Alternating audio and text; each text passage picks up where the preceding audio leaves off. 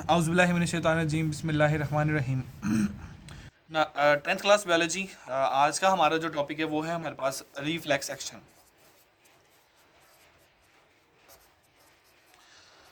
अच्छा मेरे भाइयों, अब असल में होता क्या है, जब भी सेंट्रल नर्वस सिस्टम से इम्पल्स आती है,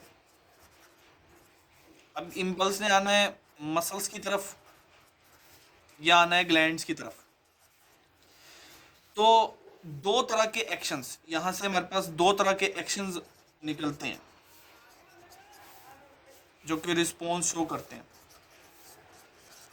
अब वो जो दो तरह के एक्शन या रिस्पॉन्स हैं, दो तरह के एक्शन या रिस्पॉन्स हमारे पास इस तरह डिवाइड होते हैं कि एक वॉलेंट्री होता है जिसे हम वॉलेंट्री एक्शन बोलते हैं, एक होता है इनवॉलेंट्री एक्शन।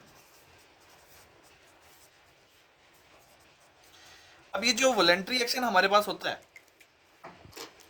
ये कंट्रोल हमारे पास हायर सेंटर ऑफ ब्रेन से होते हैं, at higher centre of brain. अच्छा, अब ये वॉलेंट्री एक्शन जो हमारे पास होते हैं, ये वॉलेंट्री एक्शन हमारे पास वो कंट्रोल्स होती हैं जिसको हम कॉन्शियस कंट्रोल भी बोलते हैं या कॉन्शियस एक्शंस भी बोलते हैं। कॉन्शियस, अच्छा समझ लेते हैं इस चीज़ को। अच्छा, ये वॉलेंट्री एक्शन होता क्या है? वॉलेंट्री एक्शन हमारे पास वो एक्शन होते हैं जो कि हमारे कंट्रोल में है। अब मैं आप लोगों से सवाल करता हूँ कि हमारे पास वॉलेंट्री एक्शंस हमारे पास कौन कौन से हो सकते हैं जो आप कंट्रोल कर सकते हैं।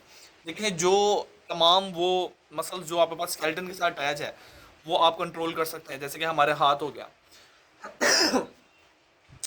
तो वो एक्शन जो हम हमारे कंट्रोल में हो वो हमारे पास वॉलेंट्री एक्शंस कहलाएंगे। जबकि इनवॉलेंट्री एक्शंस, जब देखिए मेरी बात सुने, आपने जब इम्पल्स को भेजा हायर सेंटर्स की तरफ और वो वहां जाकर नहीं पहुंची, तो इससे जो रिस्पॉन्स निकलेगा वो रिस्पॉन्स हमारे पास अनकॉन्शियस होगा।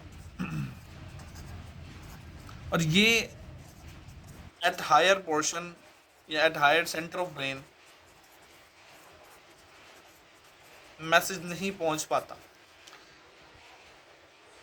ऐसे एक्शंस को हम क्या बोलते हैं? ऐसे एक्शंस को हम इनवॉलेंट्री एक्शंस बोलते हैं। अच्छा, अक्सर औकात होता पता क्या है? अक्सर औकात ये होता है कि जो इनवॉलेंट्री जो रिस्पॉन्सेज होते हैं जो कि सेंट्रल नर्वस सिस्टम से हमारे पास जनरेट होते हैं, वो बहुत ज़्यादा तेज होते हैं। उनको हम क्या बोलते हैं? उनको बोलते हैं रिफ्लेक्स एक्शन। मतलब बेसिकली हमारे पास रिफ्लेक्स एक्शन हमारे पास क्या होगा? रिफ्लेक्स एक्शन हमारे पास ऐसे रिस्पॉन्सेज होंगे जो कि हमारे पास इनवॉलेंटरी रिस्पॉन्सेज जब प्रोड्यूस होंगे सेंट्रल नर्वस सिस्टम से, जो कि बड़े क्विक होंगे। मतलब इनवॉलेंटरी एक्शंस, दीज आर, दूसरे मार्कर से लिख लेते हैं, the involuntary responses produced by CNS is very quick.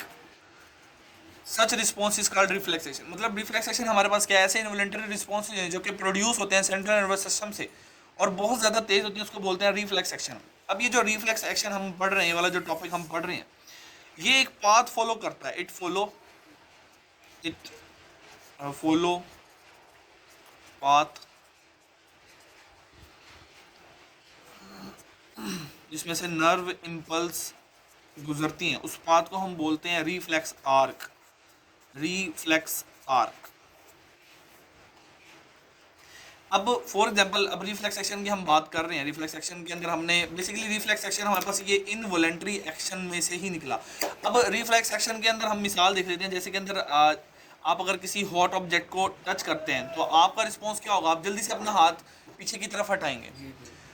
तो जब आप ऐसी कंडीशन, जिस कंडीशन के अंदर आप अनकॉन्शियस होते हैं, आपको नहीं पता होता और आप रिस्पॉन्स शो करते हैं, तो ऐसा एक्शन जो होगा वो रिफ्लेक्स एक्शन होगा और वो जो पाथ फॉलो करेगा नर्व इम्पल्स, उसको हम बोलेंगे रिफ्लेक्स आर्क। अच्छा, इसकी हम डायग्रामेटिक चीज़ देख लेते हैं कि हमारे पास क्या हम इसको एक्सप्लेन कर सकते हैं। तो मैं यहाँ पर स्पाइनल कॉर्ड की आपने डायग्राम बनाई थी। ये था हमारे पास स्पाइनल कॉर्ड और इसके अंदर हमारे पास ग्रे मैटर था, बटरफ्लाई शेप, जिसको हमने नाम दिया था इंटर। यहाँ पर क्या होते हैं? Inter neuron. अच्छा, होगा क्या हमारे पास? सबसे पहले हमारे पास ये होगा कि दो बॉक्स होंगे, दो हमारे पास यहाँ पर बॉक्सेस में बना लेता हूँ, ठीक है। अब यहाँ पर सबसे पहले आपने क्या किया, यहाँ पर हमारे पास क्या है, हैंड है। अभी इस हाथ ने गर्म ऑब्जेक्ट को टच कर दिया, या अगर कोई ऐसी चीज़ जैसे कि पिन वगैरह अगर आप दराज से निकाल रहे हैं, आपको नहीं पता था कि दराज में पिन रखी हुई है, आपने अब्बा जी के पैसे निकालने हैं उसमें से, तो वो हाथ आपका अगर पिन पर लग जाता है, तो सबसे पहले हमारे पास क्या होगा, वो जो यहाँ पर मौजूद होंगे रिसेप्टर्स, कौन से टेम्परेचर की, अगर आप टेम्परेचर की बात कर रहे हैं, अगर आप गर्म ऑब्जेक्ट को हाथ लगाते हैं, अगर हम टेम्परेचर की बात कर लें, या आप पेन रिसेप्टर की बात कर लें, तो ये पेन रिसेप्टर सबसे पहले क्या करेंगे, नर्व इम्पल्स के जरिए मैसेज लेकर आएंगे, जो कि सेंसरी न्यूरॉन्स इन नर्व इम्पल्स को कैरी करेंगे और लेकर आएंगे इंटर न्यूरॉन्स की तरफ। इंटर न्यूरॉन से होकर मोटर न्यूरॉन, इंटर न्यूरॉन्स क्या करेंगे, नर्व इम्पल्स यहाँ होंगे, अब ये ट्रांसफर करने के लिए हमारे पास होगी motor neuron. Motor neuron message nerve impulse का लेकर जाएगी टुवर्ड्स द इफेक्टर, जो कि हमारे पास क्या थे, मसल्स थे, ठीक है। अब हुआ क्या, बेसिकली हमारे पास सबसे पहले हाथ में आपने हाथ जब दराज में डाला तो आपको महसूस हुआ कि कोई चीज़ नुकीली, आपने फौरन हाथ हटाया। आपका ये जो एक्शन है ये रिफ्लेक्स एक्शन है। अब इसका जो पाथ है, ये जो पाथ फॉलो हो रहा है, इसको रिफ्लेक्स पाथ या रिफ्लेक्स आर्क बोलते हैं।